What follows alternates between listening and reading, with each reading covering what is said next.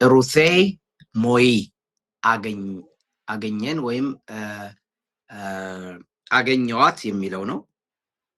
እርሷን ለሞት ሆና አገኘዋት የሚል ቃል አለ። እሱም አገኘዋት የሚል ነው። አውቴ ኤስታናቶን እርሷን ለሞት ሆና። ስለዚህ ለሞት ሆና የሚለው ማለት ነው።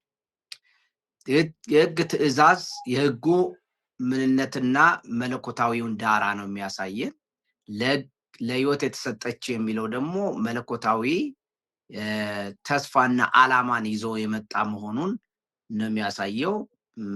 ሌላው አገኘዋት የሚለው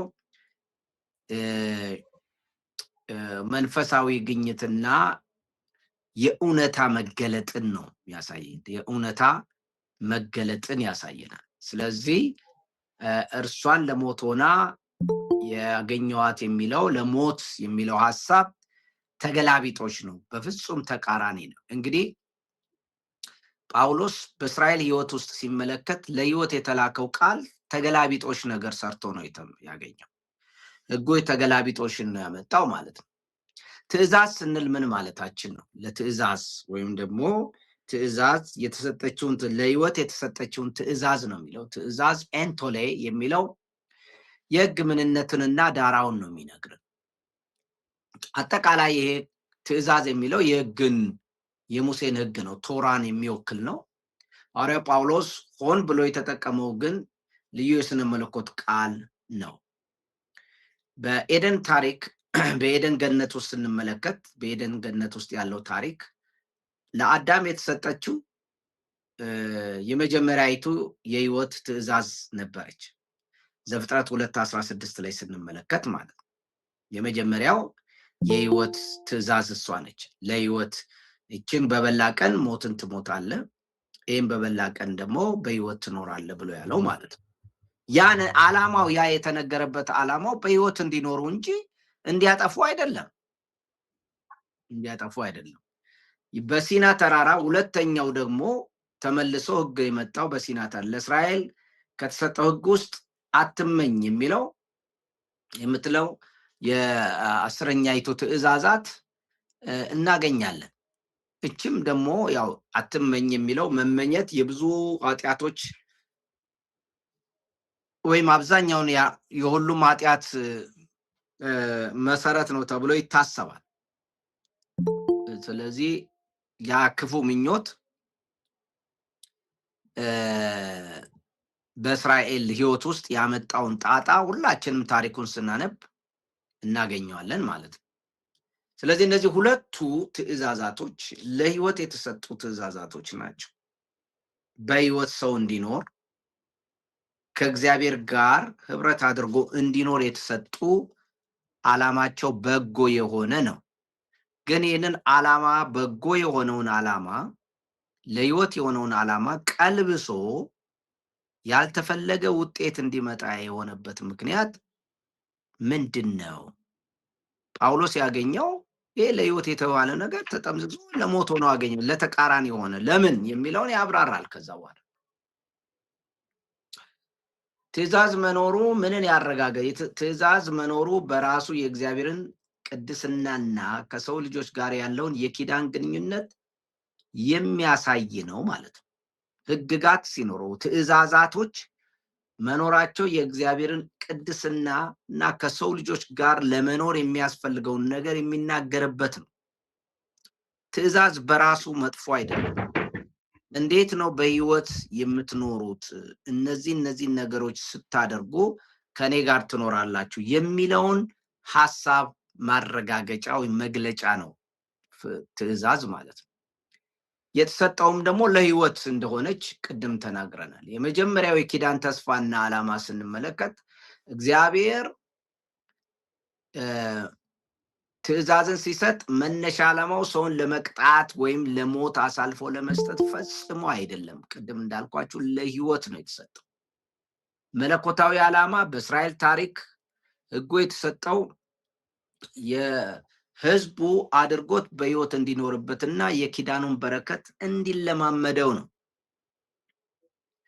የኪዳኑን በረከት በመኖር እንዲለማመድ ኪዳኑን በረከት እንዲወርስ እና ምክንያት ህጉ ደግሞ በባህሪው ቅዱስ ጻድቅና በጎ እንጂ የሞት ምንጭ አይደለም። የህጉ ባህሪም ሆነ እግዚአብሔር የሰጠበት ዓላማ ሁለቱም የሚቃረኑ አይደለም። ህጉ ለህይወት ሰዎች ቢኖሩበት ሊባረኩበት ነው እንጂ የዚህ አይነት ዓላማ እንትን አላለም። ባለፈው እንደነገርኳችሁ ስልካችሁ በእጃችሁ ያለው ስልክ ዓላማው ለበጎ ነገር ነው እንድንነጋገርበት። ምን ሰዎች ግን ለሌላ ለክፉ ነገር ሊጠቀሙበት ይችላል። ስለዚህ አሁን ያንን የተፈጠረውን ለመልካም ነገር የተሰጠውን ግን ውጤት እንዳያመጣ ያደረገበት ምክንያት እሱን ነው ጳውሎስ የሚተነትነው። ህይወት በብሉይ ኪዳን በተስፋይቱ ምድር ከእግዚአብሔር ጋር የሚደረግ ሰላማዊ ኑሮ ነው። በአዲስ ኪዳን ግን ከእግዚአብሔር ጋር የሚሆን ዘላለማዊ ህይወት ነው። አገኘዋት፣ ለሞት ሆና አገኘዋት። ኤውሬቴሞዬ ይሄ ቃል አገኘውት የሚለው ቃል ሌላ ህግም አገኛለሁ ብሎ በኋላ ተጽፏል እና እሱንም እናገኘዋለን። ለዚህ ጳውሎስ እንደ ግኝት ነው የሚናገረው። አሳዛኙ መንፈሳዊ ግኝት ጳውሎስ ሲያስበው፣ ሲያጠናው፣ ሲያየው፣ ሲመረምረው፣ ቀረብ ብሎ ሲያየው አንድ ነገር ነው ያገኘው። ለካ ህጉ ለህይወት ነው የተሰጠው። አዎ ልክ ነው። ነገር ግን ውጤቱን ሲመረምር ሞት ሆኖ ነው ያገኘው። ስለዚህ ለሞት ሆኖ ነው ያገኘዋት የኔ ግኝት ማለቱ ነው። የግሪኩ ቀጥተኛ ትርጉም ተገኘች ማለት ነው። የዕብራይስጥ ዘይቤያዊ ትርጉም ደግሞ ሆነችብኝ ማለት ነው። ወይም ተገለጠችብኝ ወይም ተገለጠልኝ እንደማለት ነው። ተገለጠች እንደማለት፣ ታየች ማለት ነው። ተገኘች ማለት ነው። አሁን ተረዳሁት ማለት ነው። አሁን አገኘሁት፣ አየሁት። ለሞት ለህይወት የተሰጠው ነገር ተገልብጦ ለሞት ሲሆን ተቃራኒ ነገር ሲያፈራ ማለት ነው። እንግዲህ ይህ ቃል የሚያሳየው አንድ ሰው በራሱ ጥረት አዲስ ነገር መፍጠሩን ሳይሆን ያልጠበቀውና ያላሰበው አስደንጋጭ መንፈሳዊ እውነታ ፊት ለፊት ሲገጥመው የተሰማውን ጥልቅ ሐዘን ነው የሚገልጸው። አገኘዋት ሲል ማለት ኦኬ። ህጉ የህይወትን የሚሰጥ ነው። ህጉ ለህይወት ነው የተሰጠው። ነገር ግን እውነታው ሲገለጥለትና ሲበራለት ሲረዳ ያመጣው ውጤት ግን የተገላቢጦሽ ሆኖ ነው። ይህንን ነው በሐዘን ነው የሚገልጸው። ስለዚህ የህግን አቅም አልባነት ነው የምናየው ማለት ነው።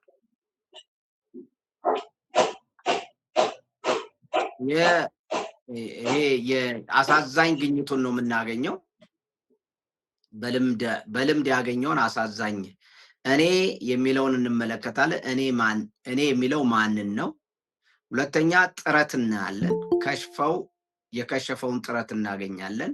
ሶስተኛ ግኝቱ መጋረጃው ነው። ስለዚህ እስራኤል እንዲሁም በአዳም አጠቃላይ ሰው ልጅ ላይ እኔ ይላል ጳውሎስ። እኔ የሚለው እሱን ነው የሚያሳየው። በህግ ስር ሆነው ወይም በካቨነንት ኖሚዝም ወይም ደግሞ በህግ ኪዳን ውስጥ ሆነው ጸድቃለሁ፣ በዛ በኩል ከእግዚአብሔር ጋር ህብረቴን አጠናክሬ በኪዳን ውስጥ እኖራለሁ ብላ ያሰበችው እስራኤል ስትተጋ የነበረው ትጋት የሚፈለገውን ውጤት አላመጣም። ስለዚህ በመጨረሻ የደረሰችበት አስደንጋጭ ግኝት ህጉ ህይወትን ሊሰጥ አለመቻሉን ነው። ይህንን ነው የምናገኘው። እንግዲህ እርሷን ለሞት ሆና አገኘዋት የሚለው ጉዳይ አጽንኦት ሰጪ ቃል ነው። በተለይ እርሷ የሚለው ለህይወት ተብላ የተሰጠችው ያቺ በጎ ትእዛዝ እርሷ ራሷ እንደማለት ነው። አጽንኦት ሰጥ እርሷ ራሷ ለሞት ምክንያት ሆነች ማለት። ህጉ ጥሩ ነው። ህጉ ራሱ ግን ለሞት ምክንያት ሆነ ማለት ነው። ስለዚህ ቅዱስ ህግ በኃጢአት ተጠልፎ ጳውሎስን በማታለል መንፈሳዊ ሞት ወይንም ደግሞ እስራኤል ተታላለች ነው ባጭሩ። እስራኤል ተታላለች። ያታለላት ማን ነው? ሐሰተኛ ነብይ አይደለም፣ አጋንንትም አይደለም፣ ኃጢአት ነው ያታለላት ይላል። ምክንያቱም የምትኖርበት እየመሰላት የምትደርስበት እየመሰላት ነገር ግን እየወደቀች ጣዖት እያመለከች ከኔ በቀር ሌላ አምላክ አይኑር። ማን ነው እሱ? አዶ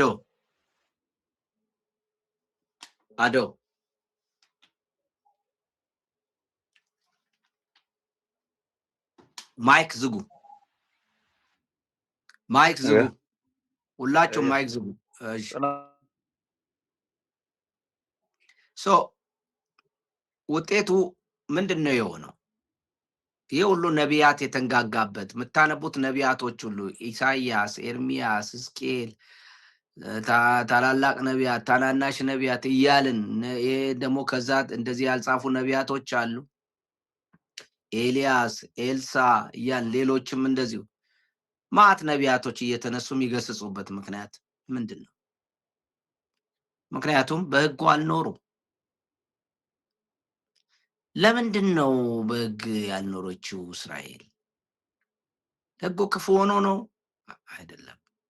ሞት ውስጥ የገባችው ያለመታዘዝ በተስፋይቷ ምድር ውስጥ ጸንታ መኖር ያቃታት ከእግዚአብሔር ጋር ግንኙነቷን እንዳትቀጥል ያደረጋት ነገር ምንድን ነው? ኮዙ ምንድን ነው? ምክንያቱ እየወደደች እያከበረች ሕጉን ምንድን ነው ምክንያቱ? ያንን ነው ለሞት ሆኖ አገኘሁት ይላል። ያንን ነው ፕሮሰሱን ይነግረናል። ያ የዛ ሚስጥር ነው ያብራራል። ሞት ምንድን ነው ታዲያ? ለሞት ሆኖ አገኘሁት። አካላዊ መቃብር ብቻ አይደለም። አካላዊ መቃብሩ እኛ ደም ስር ሲያቆም፣ አይምሮ ሲያቆም መስራቱን፣ ልብ መምታት ሲያቆም እሱ አንዱ ሞት ነው፣ ከአካል መለየት። ነገር ግን ይሄ ከእግዚአብሔር ሕይወት ምንጭነትና ከኪዳኑ ውጭ መሆን ነው። ከበረከቱ ርቆ መኖር ነው። ሕግ ኃጢአትን ከማጥፋት ይልቅ የኃጢአትን እጅግ ክፉና አታላይ ጠባይ ቁልጭ አድርጎ አጋለጠ። ሕግ ባይመጣ ኖሮ የኃጢአት ጉልበቱ፣ አታላይነቱ፣ ባህሪው ምን እንደሆነ ዲፋይን ማድረግ ያስቸግራል፣ መግለጽ ያስቸግራል፣ አይታወቅም።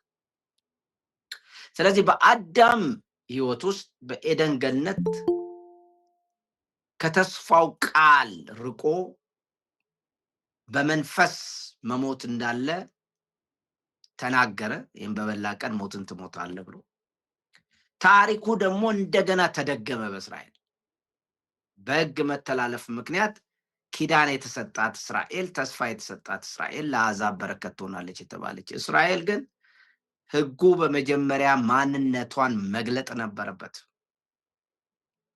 በጣም እግዚአብሔርን የሚፈሩና የሚወዱ የሚያመልኩ የሚመስሉ ናቸው ሲታዩ። ነገር ግን እንዳለ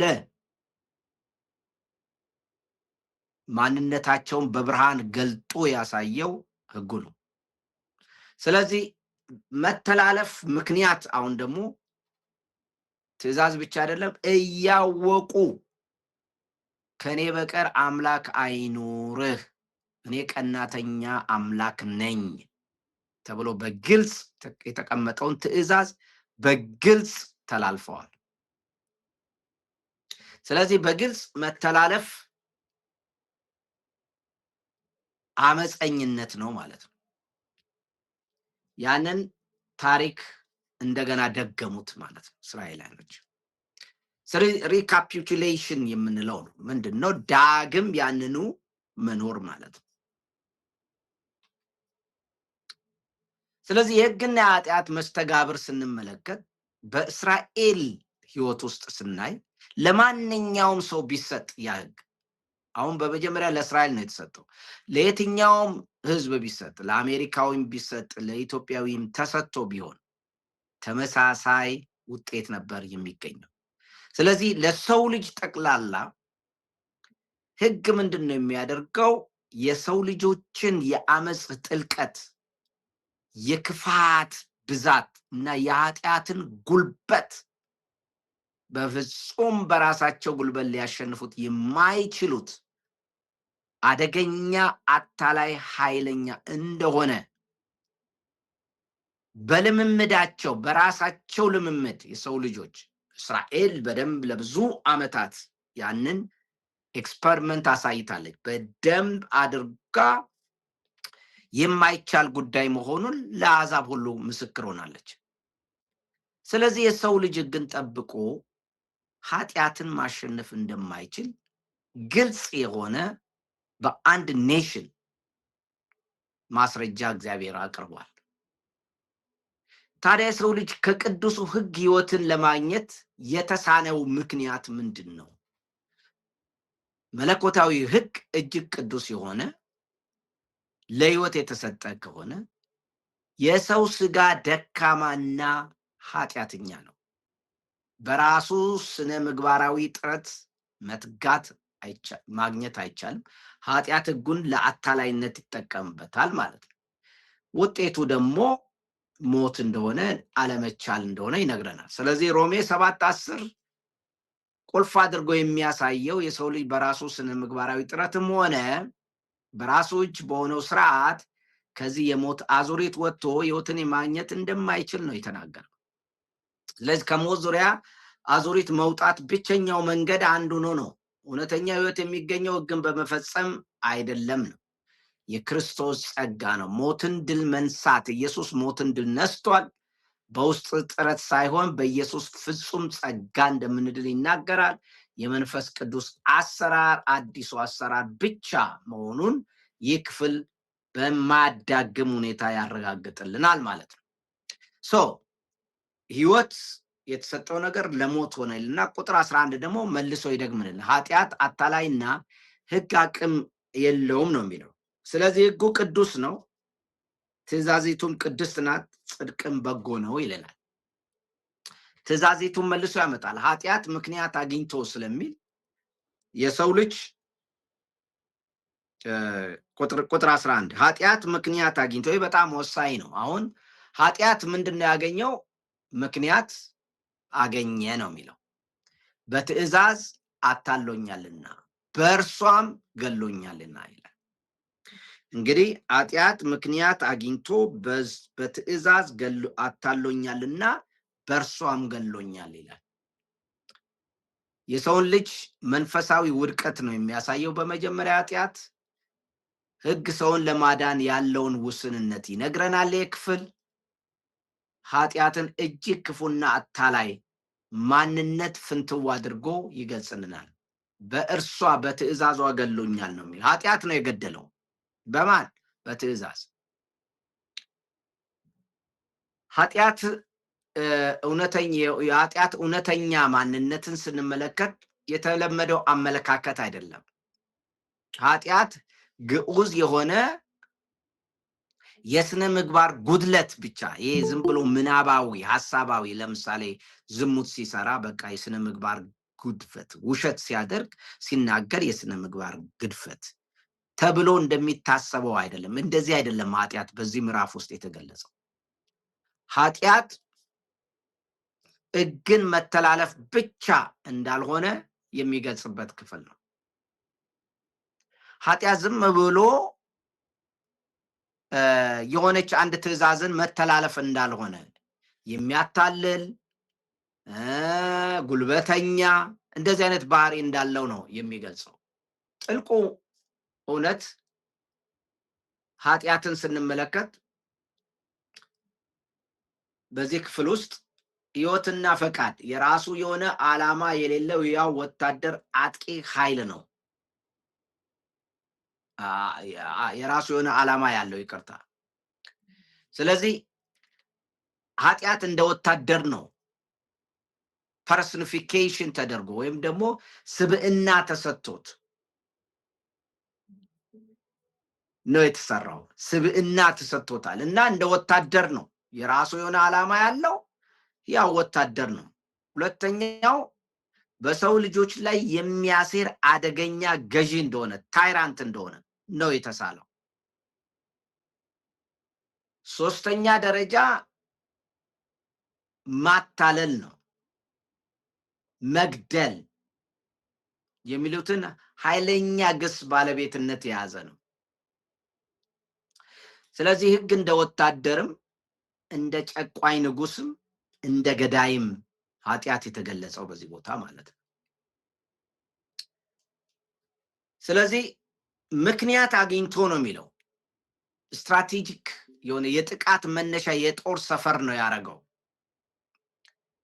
ሕግ ለኃጢአት ምንድን ነው? ኃጢአት እንደ አንድ ጦረኛ እንደ አንድ ንጉስ ገዢ ነው እዚህ ቦታ ላይ የተሳለው እና ምንድነው ሕጉን እንደ ምንድነው ያገኘው? ሕጉን እንደ መተላለፊያ ድልድይ ነው። አንድ ወታደር ሌላውን ሄዶ ለማጥቃት እንደ መተላለፊያ ድልድይ ነው። ይህንም ባለፈው ሳምንትም አይተናል ባለፈው ጥናታችን። ስለዚህ ምክንያት አግኝቶ ሕግ እንደ መወጣጫ ድልድይ ነው የሆነለት። በጥንታዊ የግሪክ አንድ ሰራዊት ጠላቱን ለማጥቃት መነሻ የጦር ሰፈር ያስፈልገዋል። ለምሳሌ ግብፅ አሁን የጦር ሰፈር እዚህ የህዳሴ ግድብ አካባቢ ያለበት ሱዳን ጋር ተሰጥቷታል ይባላል። በቀላሉ ኢትዮጵያን ለመዋጋት ከፈለገች ከዛ ተነስታ ትዋጋለች። እድል ተሰጣት ማለት ነው። ሕጉ ሲመጣ ኃጢአት ቦታ ነው ያገኘው። ምን ለማድረግ? የሰው ልጆች መስራት እንደማይችሉ የሚታወቅ ስለሆነ ሕግን በእውቀታቸው ያውቁታል። ከዛ ይተላለፋሉ። ሕጉ ራሱ ይቀጣቸዋል ማለት ነው። በጣም ቀላል ነው። ስለዚህ የመዋጊያ ቦታ ሆነ። በእስራኤል ዘንድ በሕጉና በእስራኤል መካከል ጦርነት እንደተከፈተ ነው የሚናገረው። እስራኤል ለማድረግ ትሞክራለች፣ ነገር ግን አታደርግም። ከዛ እስራኤል ይገላታል፣ ሕጉ ይቀጣታል፣ ለባዕድ አሳልፎ ይሰጣታል። ድርቅ ይመጣል፣ ችግር ይመጣል። የተለያዩ ምድሪቷ ላይ መኖር አትችልም፣ ይቀጣሉ እንደ ማንኛውም ሰው። ይህን የፈጠረው ሕጉ ነው። ከእግዚአብሔር ጋር ያላቸው ግንኙነት ይቋረጣል። ስለዚህ ኃጢአት እንደ አጥቂ ኃይል ነው ማለት ነው። የእግዚአብሔር ሕግ የተጠለፈ መሳሪያ ሆነ ማለት ነው። እስራኤልን አጠቃበት። የሙሴ ሕግ እስኪመጣ ድረስ ኃጢአት ግልጽ የሆነ የጦር ሰፈር አልነበረውም ማለት ነው። ከሕግ በኋላ ግን ሕግ ብቅ ሲል ኃጢአት ያንን ቅዱስ ሕግ ጠልፎ ወሰደው፣ ወይንም ደግሞ መጠቀሚያ ያደርገው። ለምን? በቀላሉ መፍረድ ይቻላል። አሁን ጳውሎስ እያለ ያለው ሕጉ ማስተማር ብቻ አይደለም፣ ኃጢአትን ማሳየት ብቻ አይደለም፣ የኃጢአትን ጉልበት መግለጽ ብቻ አይደለም።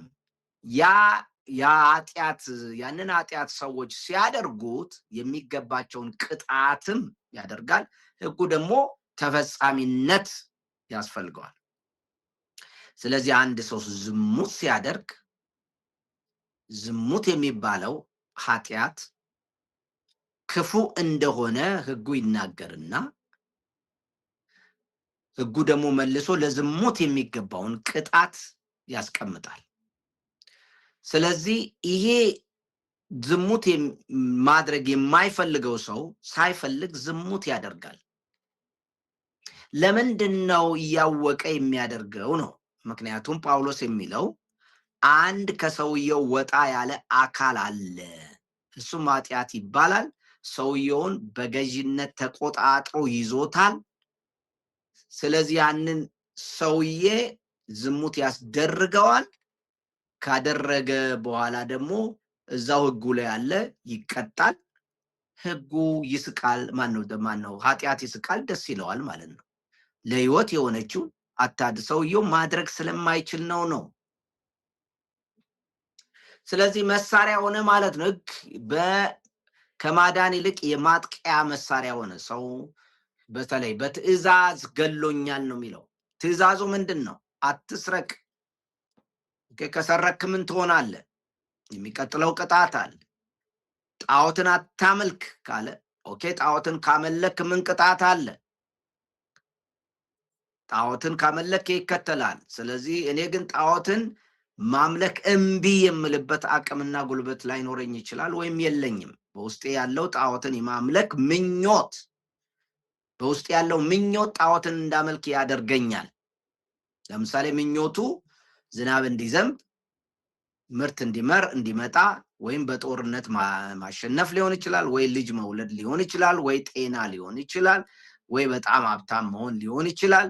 ብቻ ከሌላው በልጦ ለመታየት ሊሆን ይችላል። ምኞት አለኝ፣ ፍላጎት አለኝ፣ ራዕይ አለኝ፣ ውስጤ የምመኘው ነገር አለኝ። ያ ምኞት ጣዖት እንዳመልክ ያደርገኛል። ነገር ግን እግዚአብሔር እያለ ሰዎች ጣዖትን እንዳያመልኩ ይናገራል። ጣዖትን ባመለከ ጊዜ እግዚአብሔር ቅጣት እንደሚመጣ ይናገራል። ያንን ማሸነፍ አይችልም የሰው ልጅ ነው ባጭሩ። ስለዚህ እግዚአብሔር ትእዛዝ ቅዱስ ነው። ትእዛዚቱ የኃጢአት ፈጣሪ አይደለችም። በኃጢአት እጅ ሲገባ ግን ኃጢአት ሰውን ያጠቃው ከሕግ ውጭ በሆነ መንገድ ሳይሆን እጅግ ቅዱስ በሆነ በትእዛዙ ነው። ትእዛዙ ራሱ ነው ቅጣት የሚያመጣው። ስለዚህ ቅዱስ ሕግ በኃጢአት እጅ አጥፊ መሳሪያ ሆነ ማለት ነው። ጳውሎስ የሚለው የቅጣት ሳይዱ ነው፣ የፍርድ ሳይዱ ነው፣ የሚበይነው የሕግ ቦታው ነው። ብርሃን አትዋሽ ሲል ትምህርት ነው። ውሸት መጥፎ እንደሆነ ይናገራል። ነገር ግን ለዋሸ ሰው የሚገባውን ቅጣት ነው። ያንን ነው የተጠቀመው ኃጢአት። ያንን እድል አገኘ፣ ቅጣት ይዞ መጣ። እውቀት ብቻ አይደለም። ከዚህ የተነሳ ምክንያት አገኘ ማለት ነው። እድል አገኘ ማለት ነው። መሸጋገሪያ የመግደያ ድልድይ አገኘ ማለት ነው። ጠልፎ የሚጥልበት ኃይል አገኘ ማለት ነው። የሰው ልጅ በራሱ አቅም ምንም ማድረግ አይችልም ማለት ነው። አታሎኛልና ይላል። የማታለል ልክ እንደ ኤደን ገነት ዘፍጥረት 3:13 ላይ እባብ አታለለችኝ ነው ያለው። እባብ የእግዚአብሔርን ሕግ በማጣመም የመጀመሪያይቱን ሴት አታለለ። በምዕራፍ 7 ከቁጥር 11 ኃጢአት ይለዋል። ያንን አታሎኛልና ኃጢአት ሕግን ተጠቅሞ ሕዝቡን አታለለ። ስለዚህ የማታለያ ስልቶቹ ትራፕ የሚያደርግበት ምንድን ነው? ሰዎች በሕግ ስራ ጸድቀው የራሳቸውን ጽድቅ መገንባት እንደሚችሉ በማስመሰል ነው። ትችላለህ ነው፣ ሞክር ይልሃል። የተከለከለውን ነገር እንዲመኙ በማድረግ ነው። ስለዚህ የመጨረሻው ግብ ምንድን ነው? የሞት ፍርድና የኪዳን መቋረጥ ነው። በእርሷም ገድሎኛል ይላል። ካያዲያ አውቴ አፔክቴኔኔ። ስለዚህ የኃጢአት የመጨረሻው ግብ ኃጢአት የመጨረሻው ግብ ሰውን ወደ ሞት መምራት ነው። ሕጉ ለሕይወት የተሰጠ ቢሆንም ኃጢአት ግን በማታለል ዘመቻው ሕዝቡን ጣለ ነው። ስለዚህ አካላዊ መቃብር የስጋ ሞት ነው። መንፈሳዊ ደግሞ ከእግዚአብሔር። ስለዚህ የኪዳን መቆረጥም ነው፣ ከኪዳን መራቅም ነው። አዳም ከኤደን ወጣ፣ ከተስፋው ቃል እንደራቀ ሁሉ እስራኤልም ደግሞ በሕይወቷ ተደገመ፣ ከምድሪቷ ተባረረች ማለት ነው። ከተስፋይቷ ምድር ተባረረች። ስለዚህ ሞት ሆኖ አገኘው። አዳም ከኤደን ገነት፣ እስራኤል ከምድሯ ተባረረች። ስለዚህ አሳዛኙ መንፈሳዊ እውነታ ምንድን ነው? የትራጂክ አይሮኒ ነው የምናገኝ። እጅግ ቅዱስ የሆነው የሕግ ስርዓት ለሕይወት የተሰጠው ኃጢአት ያንን ተጠቅሞ ሕግን ከማጥፋት ይልቅ የራሱ መሳሪያ ነው ያደረገው። ስለዚህ በኃጢአት ኃይል የተተበተበው ስጋ የሰው ልጅ ደካማነትን ነው የሚያሳየው። የሰው ልጅ የተበላሸ በመሆኑ በራሱ ጥረት እጅግ ቅዱስ በሆነው ሕግ መኖር አይችልም። ብቸኛው መፍትሄ ወንጌል ነው ማለት ነው። አዲሱ አሰራር ሞት ድል አድርጎ በተነሳው በክርስቶስ ኢየሱስ ፍጹም ጸጋና በመንፈስ ቅዱስ አዲስ አሰራር ብቻ እውነተኛ ሕይወት ይገኛል ነው የሚለን። ሮሜ 7:12 ዋናው መልእክት የሕግ መለኮታዊ ክብርና የሐዋርያው ጳውሎስ የማያዳግም ሙግት ነው የምናገኝ። ስለዚህ ሕጉ ቅዱስ ነው፣ ትእዛዛቱም ቅድስት ናት፣ ጻድቅትም በጎ ናት። ሕግ ኃጢአት ነውን ለሚለው ሮሜ 7:7 ላይ አሁን መልስ ይሰጣል። ኃጢአት እጅግ ቅዱስ የሆነውን የእግዚአብሔርን ሕግ እንደ ጦር መሳሪያ ተጠቅሞ እስራኤልን አጥቷላል፣ ገሏልም። በሱም ሕጉ ኃጢአት አይደለም፣ ግን ለኃጢአት እድል ፈጠረለት፣ እስራኤል እንዲፈረድባት ማለት ነው። ግን ስለ ሕጉ ባህሪ ሲናገር በፍጹም ከኃጢአት የተለየ መሆኑን ይነግራል። የመንፈሳዊ ቀውስ ምንጭ ሕጉ አይደለም። ሮሜ 7:12 ሕጉ ሙሉ በሙሉ ከክስ ነፃ ያወጣዋል። ጳውሎስ የመጨረሻና ፍጹም የሆነውን ይነግረናል። ስለዚህ ሕጉ ምንድነው? ቅዱስ ነው። የሕግ መለኮታዊ ምንጭ እና መጽደቅን ያሳያል። ትእዛዛዚቱም የኪዳን ስርዓትና ዝርዝር መመሪያዎች ማለት ነው። ቅድስትና ጻድቅ ነች ሲል የሕጉ ፍትሐዊነትና የእግዚአብሔርን ባህሪ መያዙን ይነግረናል። በጎ ናት ሲል ደግሞ የህይወት ዓላማና ዳግም መገኘት ነው። ስለዚህ ሕጉ ቅዱስ ነው፣ ትእዛዝቱም ቅዱስ ናት ይላል። ስለዚህ የሕጉ መለኮታዊ ምንጭና መጽደቅን ሲያመለክት የግሪኩን ቁጥር ስንመለከት ከቁጥር 7 እስከ 11 ባለው የኃጢአት አታላይነት ትንታኔ ነው የሚሰጠው። ሆስቴ ይላል።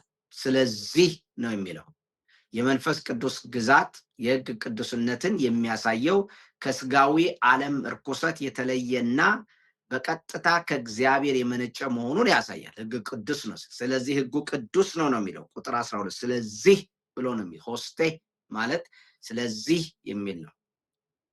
እስካሁን እንግዲህ መደምደሚያ ነው እየሰጠን ያለው። ችግሩ ያለው ኃጢአት ነው።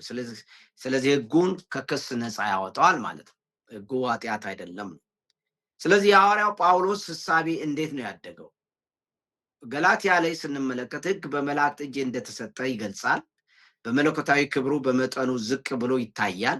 ነገር ግን በሮሜ ላይ ሕጉ ስንመለከት ሕግ በቀጥታ ከእግዚአብሔር የመጣ ቅዱስ፣ መንፈሳዊ፣ ጻድቅ፣ መልካም እንደሆነ ይናገራል እንጂ በሁለተኛ ደረጃ አያስቀምጥም። ስለዚህ የማይነቃነቅ ምላሽ ምንድን ነው? ጳውሎስ ሕጉን ሙሉ በሙሉ ክፉ አድርገው ለሚያስቡ ሰዎች፣ ጽንፈኞች፣ ሕጉ አያስፈልግም፣ ሕጉን እንደ ጠላት የሚያዩ አሁንም ቢሆን በፕሮቴስታንት እምነት ውስጥ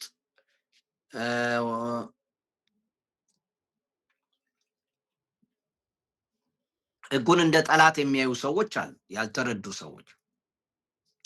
ሕጉ መንፈሳዊ ነው ፈርስት ፕሌስ፣ ሁለተኛው ቅዱስ ነው፣ ጻድቅ ነው እና ደግሞ በጎ ነው። አንታይኖሚያኒዝም የሚባለው ወይም የሕግን የሚወነጅሉና ሕግን የሚጠሉ ሰዎች ትክክለኛ መልስ የሰጠው እዚህ ጋር ሕጉ ምንም ችግር የለበትም። እኔ በሕግ ስርዓት አይደለም፣ በሕግ ዘመን አይደለም የምኖረው ምናምን ማለት ይቻላል። ነገር ግን ሕግ ቅዱስ ከሆነ ከየት ነው ልንለየው? ከእግዚአብሔር ባህሪ የተለየ ነገር የለው። ይሄ አስደናቂ መልስ ነው ጳውሎስ የሚነግር። ሐዋርያው አጠቃላይ ሕግ እናያለን፣ የተለየች ትእዛዝ እናያለን። ኤንቶሌ ትእዛዛቲቱም ይላል። ምንድን ነው የሚለው? ስለዚህ ሕጉ ቅዱስ ነው፣ ትእዛዛቲቱም ቅድስትና ጻድቅት ነች፣ በጎም ናት ይላል። ሕጉ ይልና ይሄ አጠቃላይ ቶራን ነው የሚናገረው። የተለዩ ዝርዝር ትእዛዛቶችን ደግሞ ኤንቶሌ ይላቸዋል። ኮማንድመንትስ ኤንቶሌ ነው የሚላቸው ትእዛዛቶች። ሕጉ ቅዱስ ነው፣ ትእዛዛቱ ይላል። ይሄ ማለት ምን ማለት ነው? ትእዛዛቱ ማለት እያንዳንዱ የእግዚአብሔር ትእዛዛት ቃላቶች ማለት ነው። ስለዚህ ሐዋርያው አጠቃላይ የሙሴ ሕግ ብቻ ሳይሆን በውስጡ የያዘውን እያንዳንዷን ዝርዝር ትእዛዛት ነጥሎ እውቅና ይሰጣል ማለት ነው። የትኛውም እያንዳንዷ ትእዛዝ ጻድቅ ነው፣ ቅዱስ ነው፣ በጎ ነው። ሕጉ አጠቃላይ ቅዱስ ነው። እያንዳንዱ ትእዛዝም ማለት ነው ቅዱስ ነው፣ ጻድቅ ነው፣ ደግሞ ምንድን ነው? መንፈሳዊ ነው። ስለዚህ በአንደኛው መቶ ክፍለ ዘመን የአይሁድ እምነት ሕግ የኪዳን አባልነትን ለማስጠበቅ የተሰጠ መለኮታዊ ጸጋ እንጂ በራስ ጥረት መዳኛ አልነበረም ተብሎ ይታሰባል። በብሉይ ኪዳን የካቨነንት ኖሚዝም የሚባለው ሕጉ ለመዳን አይደለም የተሰጣቸው ብለው የሚከራከሩ አሉ። ከዚህ በፊት አስረድቻችኋለሁ። ካቨነንት ኖሚዝም ወይም ደግሞ ኪዳን ስርዓት ሕግ ነው። በኪዳን ውስጥ እንዲኖሩ ከእግዚአብሔር ጋር ያላቸውን ህብረት ጠብቀው እንዲኖሩ ነው። ግን በዛ መልኩ የእግዚአብሔርን ጋር ያላቸውን ህብረት ሊጠብቁት ግን አልቻሉም። መጀመሪያ ግን ወደ ኪዳኑ ያስገባቸው ነገር ሕጉ አይደለም። አንድ አምላክ ያህዌ እሱ ብቻ ሰማይና ምድርን የፈጠረ እውነተኛ አምላክ እሱ ብቻ ነው ብለው በአብርሃም በአባታቸው አስተምሮና እምነት በሱም በኩል ወደዚህ ኪዳን አባል ሆነዋል።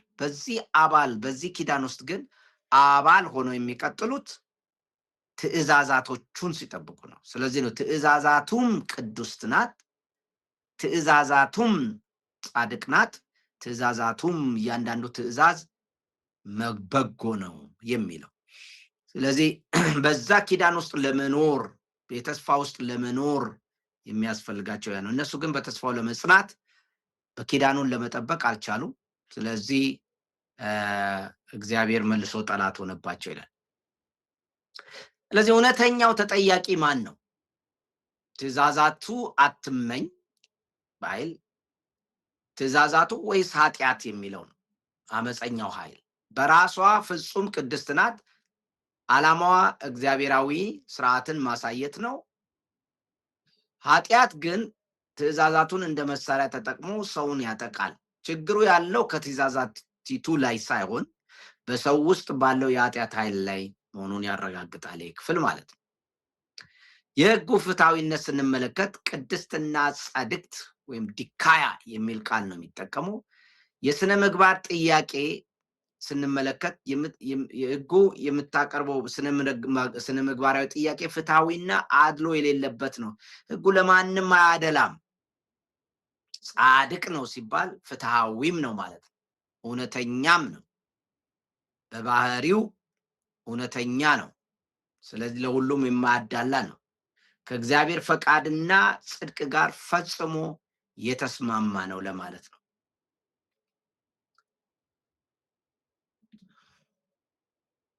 ለምሳሌ የሕጉ ጽድቅ መስፈርት የሰው ልጅ የስጋ ደካማነትን ያሳይ። አጠቃላይ ሕጉ ቅዱስ ከተባለ እንግዲህ ትእዛዛቱ በተለየ ሁኔታ ዳግመኛ ቅድስትና ጻድቅት ናት መሆኗን አጽንኦት ሰጥቶ እናገኘዋለን። የሰው ልጅ በስጋው ደካማ ምክንያት ይህንን ጻድቅ ሕግ አላገኘው። ቁልፍ እውነቱ ምንድን ነው? ሰው አለመቻል የሕጉን ጻድቅነት ያሳያል ማለት ነው።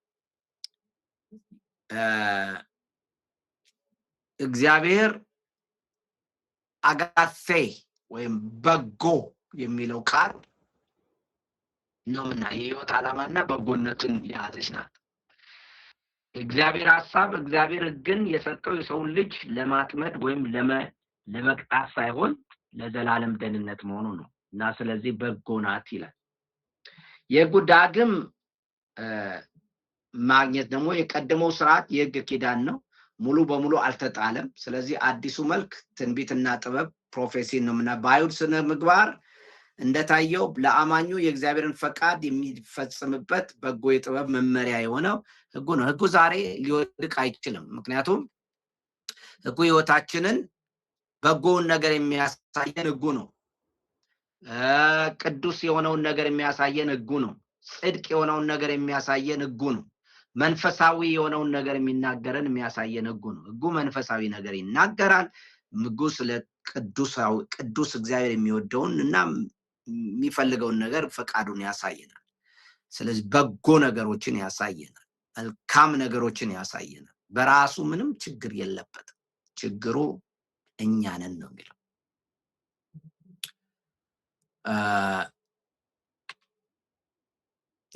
የመጨረሻው እንግዲህ መደምደሚያ ይሄንን ነው የሚያሳየን ማለት ቁጥር 13 ላይ የሕግ በጎነት የሞት እንቆቅልሽና የኃጢአት መጋለጥን እናገኛለን።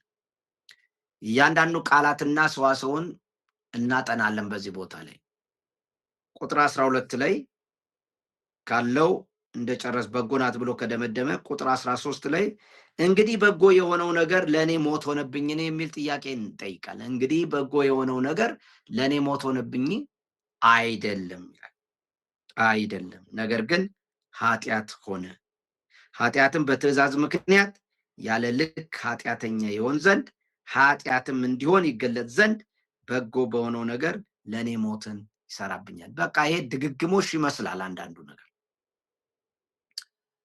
ሕጉ መለኮታዊ ክብር ነው አለው። የእግዚአብሔር ሕግ ቅዱስ ጻድቅና በጎ ነው ብሎናል ቁጥር 12 ላይ።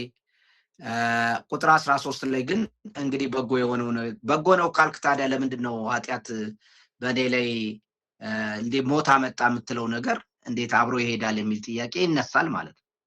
በጎ ነው ካልክ፣ ቅዱስ ነው ካልክ፣ ጻድቅ ነው ካልክ ታዲያ በጎ የሆነው ነገር እንዴት ነው ወደ ክፉ ነገር ሊሰራ የሚችለው ነው? እንዴት ወደ መጥፎ ነገር ይቀየራል ነው?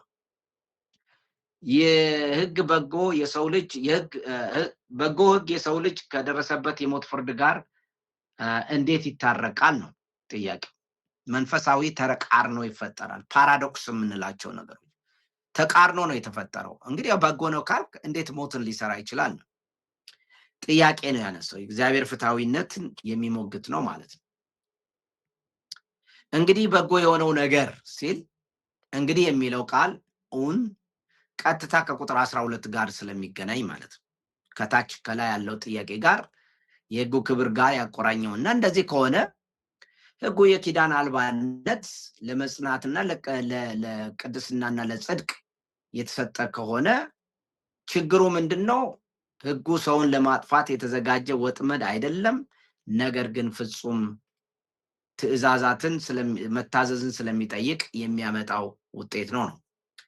የሕግና የሞት አሳሳች ቁርኝነትን ስንመለከት እንግዲህ ለእኔ ሞት ሆነብኝ ይላል። በጎ የሆነው የእግዚአብሔር ትእዛዝ ሐዋርያው ራሱን ለትምህርት ሲያቀርብ ሰልፍ ኮንትራዲክተር ይሆናል። የሰውን ልጅ መንፈሳዊ ቀውስ በግለሰብ በእኔ መነጽር ማሳየት ይፈልጋል። አንዳንድ ምሁራኖች ለምሳሌ እንደ ሄኪ ሬዛንን ወይም ደግሞ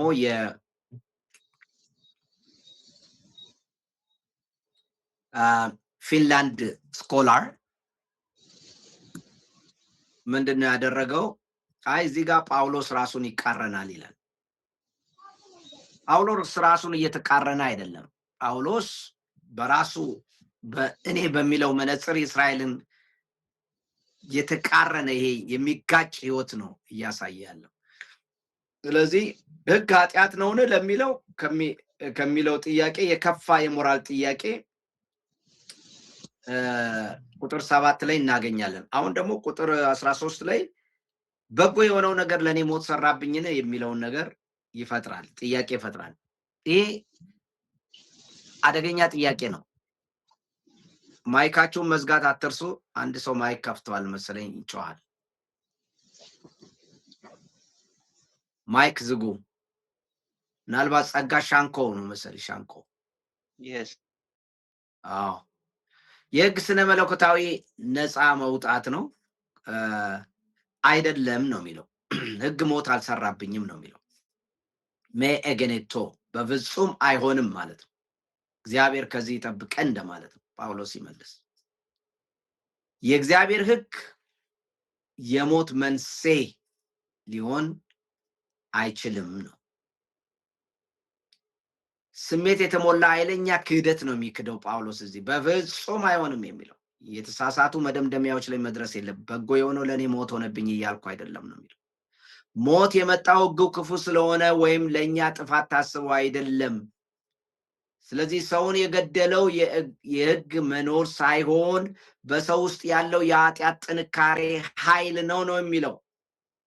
ስለዚህ የሕጉ የሞት ምክንያት ሳይሆን ሕጉ ኃጢአት የተጠቀመበት መሳሪያ ነው። ምክንያት አይደለም፣ ነገር ግን መሳሪያ ሆኗል፣ እድል ሆኗል። በር ከፍቷል ነው። ኃጢአተኛ ሰው በሕግ እንዲቀጣ እድል ሰጠ ነው። በትእዛዝ እንዲፈረድበት እድል ሰጠ ነው። እድል ተገኘ ለኃጢአት። ነገር ግን ኃጢአት ሕግ ግን ኃጢአት እንዲሆን አድርጎታል ይላል ቁጥር 13። ነገር ግን ኃጢአት ሆነ ነው የሚለው። ኃጢአት ሆነ ይላል።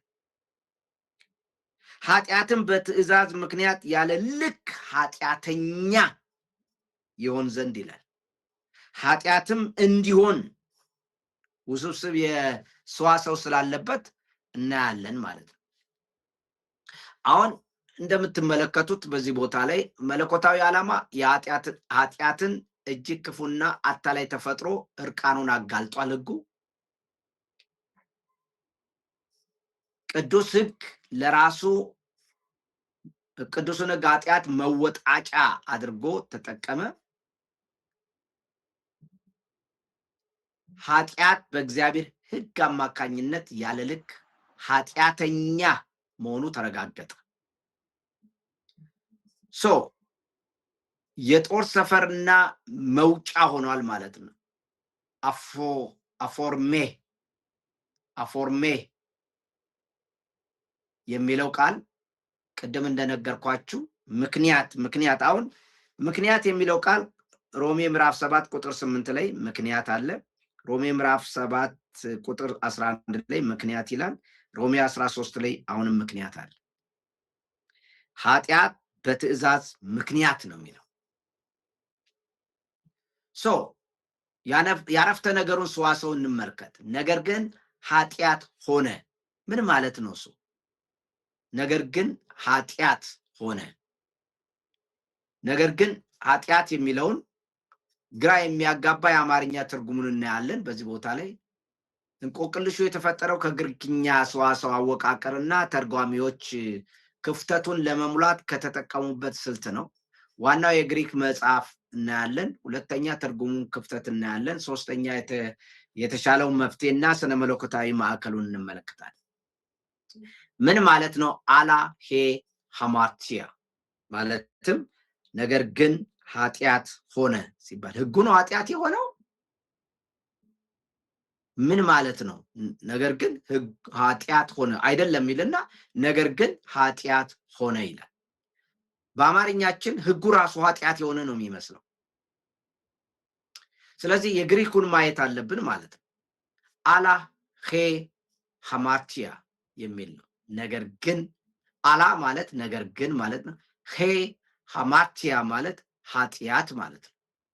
ነገር ግን ኃጢአት ይልና ግስ የለውም። ስለዚህ ሆነ የሚል ተጨመረበት ማለት ነው ለመተርጎም ሲሉ። አሳሪ ግስ የለም። በዋናው ጽሑፍ ውስጥ ሆነ የሚል ግስ ፈጽሞ አይገኝም። እንደምታዩት አላ በዚህ ጋር በግሪኩ የተጻፈው አላ ሃማርቲያ ብቻ ነው። አላ ሄ ሃማርቲያ ነገር ግን ኃጢአት ብቻ ነው የሚለው እንጂ ሆነ የሚል የግሪኩ ጽሑፍ ላይ የለም። ይሄ ኢሊፕሲስ የሚባለው ሆን ተብሎ ግስ የተተወበት የንግግር ስልት ነው በግሪኮች። ችግሩን ምንድነው ዓላማው? ችግሩን ዋነኛ ተጠያቂ ማንነት ኃጢአትን አጉልቶ ለማሳየት እንደ መነሻ ሐሳብ ኖሚኔቲቭ አብሶሉት ይባላል በግራመር በሰዋሰው ፍጹም የሆነ ስም እንዲኖረው ነው ያደረገው። የአረፍተ ነገር ባለቤት እንዲሆን ነው ያደረገው። ተጠቀመ ማለት ነው። ስለዚህ ምን የለውም? ግስ የለውም። ድርጊት ገላጭ ቃል የለውም። ኃጢአት ነገር ግን ኃጢአት ብሎ ነው የሚነሳው። አማርኛችን ሆነ ብሎ የጨመረው የአማርኛው ትርጉም ሆነ መነሻነት ክፍተቱን ለመሙላት የግሪክኛው ሰዋሰው ዘ ኦሪጂን አረፍተ ነገሩ ግስ ስላጎደለ ስለዚህ ከሚቀጥለው ጥያቄ መዋስ ከቀደመው ጥያቄ መዋስ ነበረበት። ለምሳሌ የቀደመው ጥያቄ እንግዲህ በጎ የሆነው ነገር ለኔ ሞት ሆነብኝን የሚለውን ከጥያቄው ሞት ሆነብኝ ሆነ የሚለውን ሆነብኝ የሚለው ሞት ሆነብኝ ከሚለው ነው የተዋሰው። ኤጌኔቶ ከሚለው ነው አማርኛችን ሆነ ከሚለው ነው የተዋሰው። ስለዚህ ሆነብኝ አይደለም ማለት ኃጢአት ነው የሆነው። ኃጢአት ራሱ ነው እንደዚህ የሆነው ለማለት ነው። ኃጢአት ነው ሞት የሆነው ለማለት ነው። አማርኛው ግን ግልጽ አይደለም። አማርኛው የሚመስለው በቀላል ዝም ብላችሁ ስታነቡት የሚመስለው ኃጢአት ሆነ፣ ነገር ግን ኃጢአት ሆነ ስትሉ ህጉ ራሱ ኃጢአት የሆነ ነገር አይነት ነው የሚመስለው። ግን ሆነብኝ የሚለውን ነው የተዋሰው ትርጉሙ አማርኛችን። ኃጢአት ሞት ሆነብኝ። ማን የሆነው ሞት የሆነብህ ኃጢአቱ ነው እንጂ ህጉ አይደለም ነው። ስለዚህ ተርጓሚዎች ጋፑን ክፍተቱን ለመሙላት ሆነ የሚለውን ሞት የሚለውን ቃል ጣሉትና ሆነ የሚለውን ተጠቀሙ። ነገር ግን ኃጢአት ሆነ የሚለው ውጤት ሆነ ማለት ነው። የተዛባ እንድምታ ይፈጥራል ይሄ አረፍተ ነገር። አንድ ሌላ ነገር ወደ ኃጢአትነት ተቀየረ የሚለውን ነገር ሐሳብ ያመጣል። ለምሳሌ ህጉ ነገር ግን ኃጢአት ሆነ ሲባል ህጉ ራሱ ኃጢአት የሆነ ነው የሚመስለው። ልክ ቁጥር 7 ላይ ያለውን ጋር አንድ ላይ የሆነ ነው። ህግ ኃጢአት ነውን ለሚለው አዎ ኃጢአት ሆነ ምለው የሚመልስ ነው የሚመስለው፣ የሚጋጭ ነው የሚመስለው። ስለዚህ ጥሩ አይደለም ማለት ነው። ሞትን ያመጣብኝ ህጉ ሳይሆን ኃጢአት ነው የሚል ነው እውነታው። እሱን ነው ኃጢአት ነው ህጉን ያመጣ ሞትን ያመጣብኝ። ምክንያቱም ኤጌኔቶ ከሚለው ሆነብኝ አማርኛው የተዋሰው ከዚህ ሆነብኝ ከሚለው ለኔ ሞት ሆነብኝ የሚለውን የሆነብኝ ሞት የሆነብኝ ኃጢአት ነው ማለት ነበረበት ሲተረጎም ማለት ነው፣ በቀላሉ እንዲገባ። የተሻለ ሰዋሰው ግን ነገር ግን ኃጢአት ምንድነው? ነገር ግን ኃጢአት ሞትን እየሰራችብኝ ነበረች ብሎ ማለት የተሻለ ነው ተብሎ ይባላል። ስለዚህ በዘመናዊ አዲስ ኪዳን ጥናት እጅግ ተመራጭ የሆነው ግስ ይሄ ነገር ግን ሞትን ሰራችብኝ፣ ኃጢአት ሞትን ሰራብኝ ቢባል የተሻለ ነው። ስለዚህ ነገር ግን ኃጢአት ሲባል ታዲያ ምን ማለት ነው? ነገር ግን ኃጢአት ሆነ ህጉ ኃጢአት ሆነ ማለት ሳይሆን ኃጢአት ሞትን ሰራብኝ ለማለት ነው። ወይም ደግሞ ኃጢአት ራሱ ነው ወደ ሞት እንዲሞት ያደረገኝ ለማለት ነው። የሞት ኩነኔን ሙሉ ኃላፊነት ከእግዚአብሔር ህግ ላይ ያነሳል። ብቸኛ ተጠያቂ ኃጢአት ይሆናል። ይህም ኃጢአት ደግሞ ኮስሞሳዊ ወይም ዓለም አቀፋዊ ጉልበት እንደሆነ ኃይል እንደሆነ የሐዋርያው የፍርድ መዶሻ ያርፋል ማለት ነው። ችግሩ ኃጢአት ነው። ኃጢአትን እንደ ቀላል አትዩት። ጉልበተኛ ነው፣ ኃያል ነው፣ ገዢ ነው፣ ብርቱ ነው። ይሄ ነው ገዳዩ ህግ አይደለም። ትክክለኛው ገዳይ ግን ኃጢአት ነው ብሎ እርቃኑን ያወጣል ማለት ነው። የመጨረሻው ስነ መለኮታዊ ሙግትና የቃላት መደምደሚያ ስንመለከት ኃጢአትም ኃጢአተኛ ይሆን ዘንድ ኃጢአትም እንዲሆን ይላል።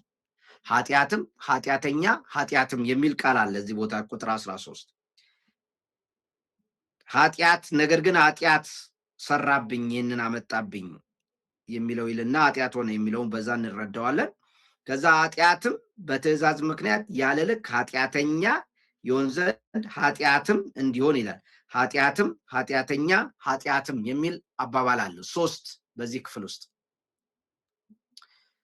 ስለዚህ ይህንን ጳውሎስ ያብራራ እግዚአብሔር ህግን ለምን ሰጠ የሚለውን ትእዛዝ ሐሳብ ያብራራል። ለምንድነው ትእዛዙ የመጣው?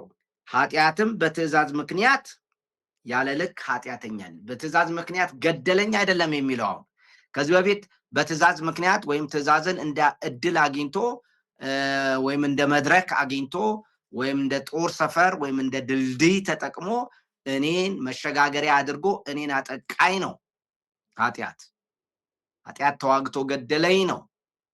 ግን አሁን ደግሞ በትእዛዝ ምክንያት ኃጢአተኛ እንዲሆን ነው ይላል። እግዚአብሔር ግን ለምን ሰጠ?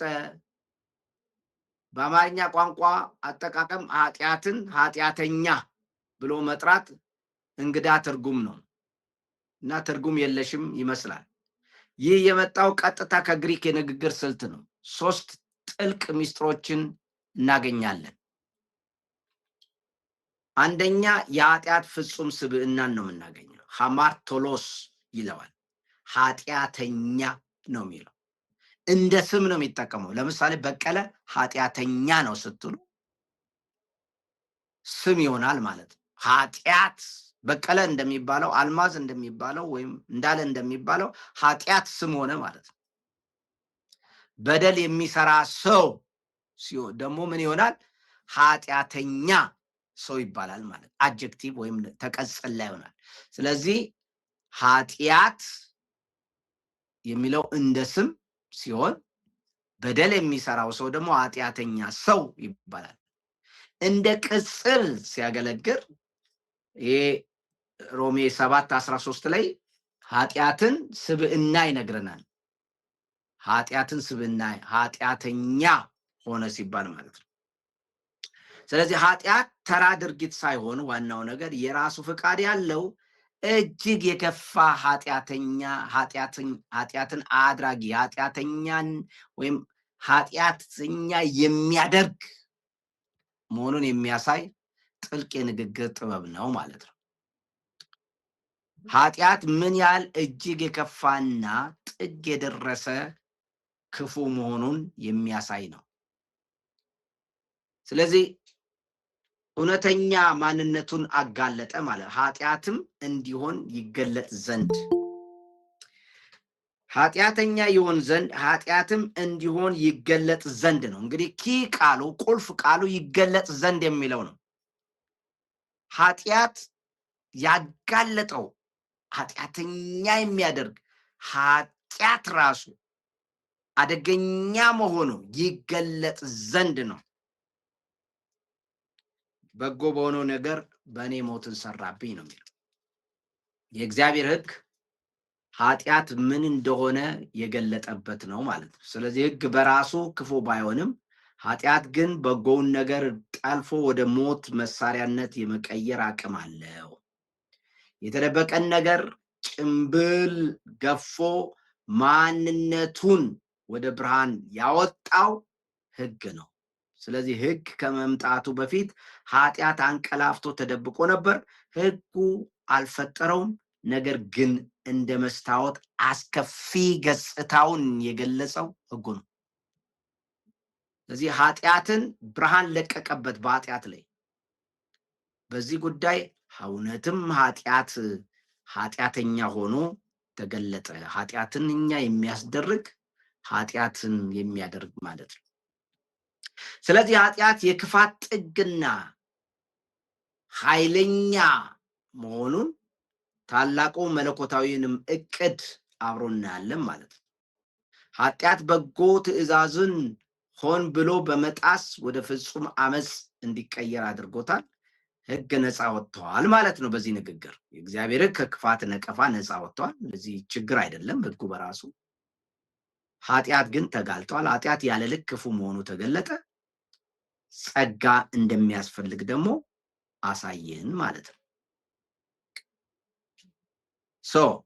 ሮሜ ምዕራፍ 7 ከቁጥር 14 እስከ 16 ይሄንን ያብራራልናል ማለት ነው። ከቁጥር 14 እስከ 16 ስንመለከት ሕግ መንፈሳዊ ነው እንደሆነ እናውቃለን። እኔ ግን ከኃጢአት በታች ልሆን የተሸጠው ሥጋ ነኝ።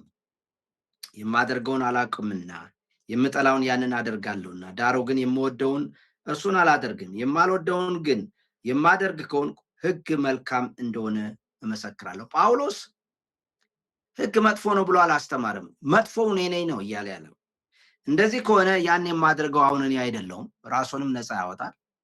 በእኔ የሚያድር ኃጢአት ነው እንጂ በእኔ ማለት በስጋዬ በጎ ነገር እንዳይኖር አውቃለሁና ፈቃድ አለኝና መልካሙን ግን ማድረግ አይደለም ይላል። እስከ ቁጥር 16 ብቻ ያለውን እንመልከት ነው። ክፍሉ አጠቃላይ ገጽታ ስንመለከት ሕግ መንፈሳዊ እንደሆነ እናውቃለን። እኔ ግን ከኃጢአት በታች ልሆን የተሸጠው ሥጋ ነኝ። የችግሩን መሰረት ይነግረናል። ቁጥር 15 ላይ የማደርገውን አላውቅምና የምጠላውን ያንን አደርጋለሁ፣ ዳሩ ግን የምወደውን እርሱን አላደርግም ይላል። ውስጣዊ ግጭትን ይነግረናል። ቁጥር 16 የማልወደውን ግን የማደርግ ከሆኑ ሕግ መልካም እንደሆነ እመሰክራለሁ ይላል። የሕግን ፍጹምነት ያረጋግጣል። ስለዚህ የሕግ መለኮታዊ ምንጭነት እንደገና ደጋግሞ ጳውሎስ ይናገር ሕግ መንፈሳዊ እንደሆነ እናውቃለን። ኦዲያሜን ማለት የብዙ ቁጥር ግስ ስለሆነ ሐዋርያው ከአድማጮቹ ጋር ያለውን የጋራ መግባባት የጋራ እውቀት ነው የሚናገር። ሕጉ ከእግዚአብሔር የተሰጠ መሆኑን አይሁዳውያንም ሆኑ ሕጉን የተማሩ አሕዛብ ክርስቲያኖች ሙሉ በሙሉ ይስማማሉ ማለት ነው። ሕግ መንፈሳዊ ከሆነ ፑኒማቲኮስ ማለት ነው ግሪኩ ቃል። የሙሴ ሕግ የመነጨው ከእግዚአብሔር መንፈስ መሆኑን እና መንፈሳዊም ነገር እንደሆነ ነው የሚል መለኮታዊ ስልጣንና ዓላማ ያለው ከስጋዊ ዓለምና እርኩሰት ከስጋዊ ባህሪ የተለየ ባህሪ እንዳለው ይናገራል። ስለዚህ የሰው ልጅ ለደረሰበት መንፈሳዊ ሞት ሕጉ ፈጽሞ ተጠያቂ አይደለም። ሁለተኛ በሕጉና በእስራኤል መካከል ወይም በአድራጊው መካከል የአይነት ልዩነት አለ። እኔ ግን የስጋ ነኝ፣ ሕግ መንፈሳዊ ነው። እኔ ስጋ ነኝ ካለ ሁለቱ በጣም ይለያያሉ ማለት ነው። ኤጎዴ ሳርኮኖስ ኤሜን አረፍተ ነገሩ የሚጀምረው እኔ ግን በማለት ነው። ተቃርኖ ቃል ነው። እኔ ግን ብሎ ስለሚጀምር የችግሩ ዋና ምንጭ አሁን ነው የሚገልጸው። ሕጉ መንፈሳዊ ነው፣ ሕጉ ጻድቅ፣ ሕጉ መንፈሳዊ ነው የሚለው ነገር ወሳኝ ነው ማለት ነው። እኔ ግን ስጋ ነኝ። መንፈስና ስጋ ሁለቱ ይቃረናሉ፣ በፍጹም ተመቻችተው አይኖሩም። እኔ ግን የስጋ ነኝ፣ የስጋ ነኝ ነው የሚለው። የስጋ ነኝ፣ ስጋ ነኝ አይደለም፣ የስጋ ነኝ። ስጋ ነኝ አይደለም የሚለው፣ የስጋ ነኝ። በሌላ አባባል ለስጋ የተሸጥኩ ነኝ ማለት ነው። ስለዚህ ሕጉ ፍጹም መንፈሳዊነት ነው። የአይነት ልዩነት አለ፣ ኳሊቴቲቭ ዲፍረንስ አላቸው፣ ሚስማች አለ። እዚህ ጋር በፍጹም አይገጣጠሙም፣ አይስማሙም። ይሄ መንፈሳዊ ነው፣ ያ የስጋ ነው። እኔ ወይም እስራኤልን የስጋ ነኝ ሳርኮኖስ አካላዊ ስጋና ደምን ሳይሆን ከእግዚአብሔር መንፈስ የተለየና መንፈሳዊ አቅም የሌለውን የተበላሸ ተፈጥሮ ነው የሚነግረን። ስለዚህ ስጋ ይዞታል። የተሸጥሁ ነው የሚለው። የተሸጥሁ የስጋ ነኝ ተሽጫለሁ ነው የሚለው። እስራኤል መንፈሳዊ የሆነውን ሕግ በራሷ የስጋ አቅም ልታደርገው ያልቻለችበት ምክንያት በስጋ ቁጥጥር ስር የተሸጠች ባሪያ እንደሆነች ነው የሚናገር። ስለዚህ ከኃጢአት አገዛዝ ስር የወደቀች ስጋ ነኝ ማለት ኃጢአት ማለት ነው። በቃ እኔ የስጋ ነኝ ማለት ለኃጢአት የተሸጥኩ ነኝ ማለት ነው። ከኃጢአት በታች ለሆነ የተሸጥሁ ነው የሚለው። በደንብ ተመልከቱት። እዚህ ጋር ሕግ መንፈሳዊ እንደሆነ እናውቃለን። እኔ ግን ከኃጢአት በታች ልሆን የተሸጥሁ የስጋ ነኝ። ይሄ ነው በቃ ኪ ፕሮብለም። የትኛውን ቦታ እስካሁን ካልገባችሁ ውስብስብ የመሰለው ነገር እዚህ ጋር ነው የሚፈታው። እኔ ከኃጢአት በታች ልሆን የተሸጥሁ። በታች ማለት እስከዛሬ ድረስ እናወራ ነበር አገዛዝ ስር፣ ጭቆና ስር ማለት ነው። የብሉይ ኪዳን ታሪክ ዳራ ስንመለከት ጥልቅ ታሪካዊ መሰረት ያለው ነው። ኢሳያስ 50:51 አንደኛ ነገሥት 20:21 እስራኤል መንፈሳዊ የሆነውን ሕግ ብትቀበልም ከእግዚአብሔር ግዛት ተለይታ በስጋዊ ድካም ምክንያት ለኃጢአት ኃይል እጅ ሰጥታ ተበታትና ተማርካ በመንፈሳዊ ምርኮና በባርነት ቀንበር ስር ወድቃለች። ባሪያ ጳውሎስ የባሪያ ገበያን ነው የሚናገረው። የተሸጥሁ ነው የሚለው ፔፕራሜኖስ። በጥንቱ ዓለም በባሪያ ገበያ ተገዝቶ የአንድ ጌታ ፍጹም ንብረት መሆኑን የሚያሳይ እኔ የስጋ ነኝ ሲል ተሽጦ ነው የስጋ የሆነው። ባለቤቱ ማን ነው? የዚህ ሰውዬ የእስራኤል ባለቤት እግዚአብሔር አይደለም። የዚህ ግለሰብ ባለቤት እግዚአብሔር አይደለም፣ ኃጢአት ነው። ለኃጢአት ተሽጧል። ኃጢአት ገዝቶታል። እንደ ንብረቱ እንደፈለገው ያሽከረክረዋል።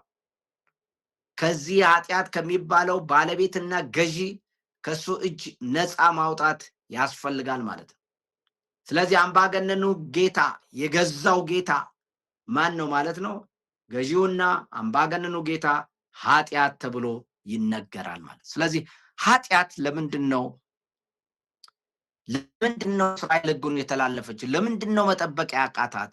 ምክንያቱም ለኃጢአት የተሸጠች የኃጢአት ባሪያ ነች።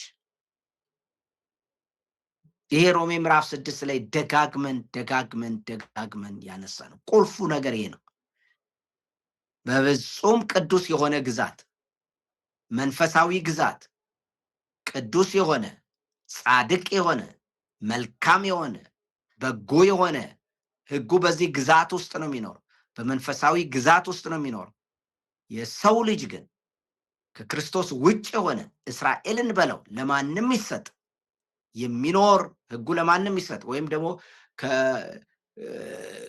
የእስራኤል ሕዝብም ይሁን ማንኛውም ሰው ይሁን ለኃጢአት የተሸጠ ከሕግ ባህሪ የተቃረነ በስፍራም በባህሪም በምንም በፍጹም የማይገናኝ ስፍራም ባህሪም ነው ያለው የሰው ልጅና ሕጉ።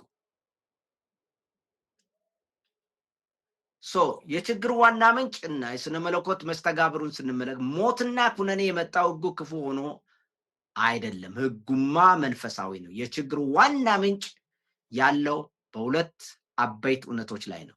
ምሰሶ አንድ ወይም ዋናው መሰረት እስራኤል ስጋ ነች እንጂ መንፈሳዊ አይደለችም፣ የኳሊቲ ልዩነት። ሁለተኛው ደግሞ የኃጢአት ባርነት ነው።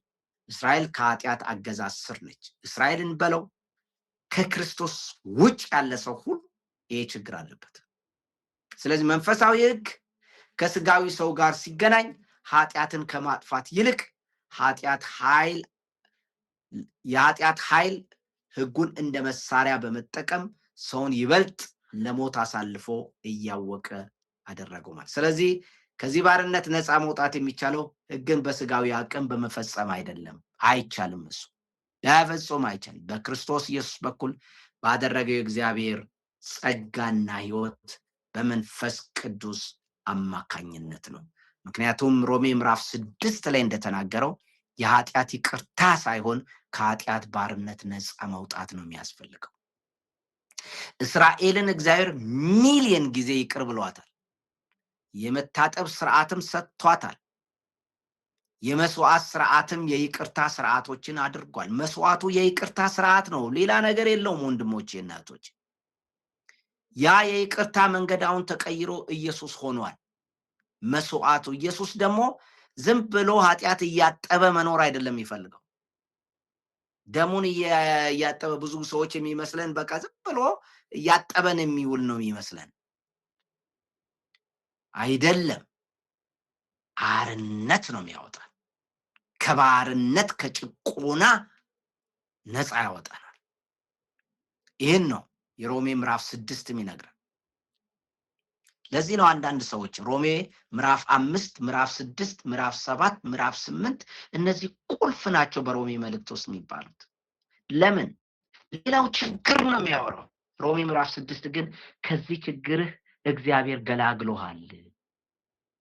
በአንተና በሕጉ መካከል ከፍተኛ የማንነት ልዩነት አለ፣ የስፍራ ልዩነት አለ፣ የአቅም ልዩነት አለ።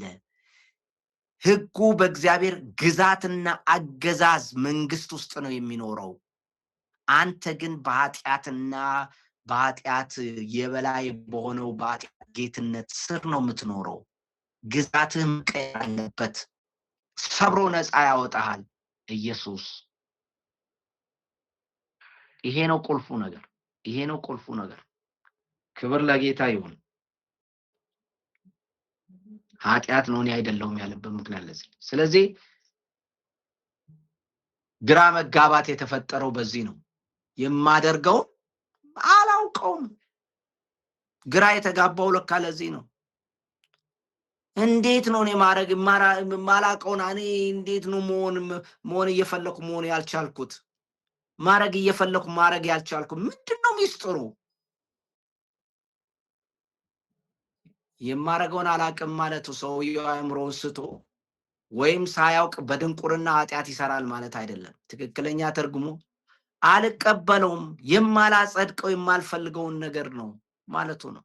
የሚያመጣውን የጥፋት ውጤት በውል አልረዳውም ማለት ነው። በኃጢአት የተበላሸው የተሸጠው ግለሰብ የራሱን ተግባር የማደርገውን ነው የሚለው፣ ተግባሩን ነው የሚነግረው። ሲመለከተው ድርጊቱ ከፈቃዱና ከእምነቱ ጋር በፍጹም አብሮት አይሄድም።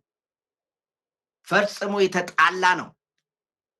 እስራኤል እኮ የምታምነው ጋር በፍጹም ጭንቅላት ስትሰብኳት እኮ ታምናለች፣ ነገር ግን አትኖርበትም። ይሄ ነው ፍዳው።